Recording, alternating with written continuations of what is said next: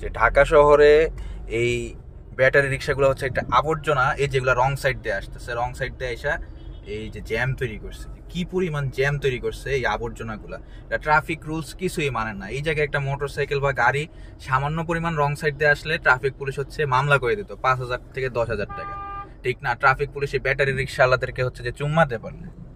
এই যে এদিকেও তারা রাস্তার মধ্যে অবৈধভাবে পার্কিং করে রাস্তার উইথ, এই রাস্তার কি অবস্থা করছে দেখেন। এই যে তরমুজের দোকান, সবার আগে এই রাস্তার উইথটা কিভাবে খাওয়া হয়েছে। প্রথমে দেখা হচ্ছে যে একটা তরমুজের দোকান, এরপর হচ্ছে ফুটপাতের দোকান। তো দোকান রাস্তার একটা লেন খাইছে, একটা লেন খাওয়ার পরে এরপরে আরেকটা লেনে অটোরিকশা পার্কিং করছে, এভাবে দুইটা লেন শেষ। এরপরে এই পাশ দিয়ে রং সাইড দিয়ে একটা লেনে ব্যাটারি অটো ঢুকতেছে, তিনটা লেন শেষ। মানে যেখানে আমার 4টা লেন, সেখানে মানে সঠিকভাবে যাইতে পারছে একটা লেন, আর 3টা লেনই অবৈধভাবে দখল। এইগুলাই হচ্ছে ঢাকা শহরে জ্যামের প্রধান কারণ। তাই এদেরকে যেখানেই দেখবেন ধরে ধরে থাপ্পড় মারেন, জুতা মারেন, যাই করেন। আর এইসব গাড়িতে আপনারা উঠবেন না, এগুলোতে উঠবেন না, এদেরকে টাকা দিবেন না।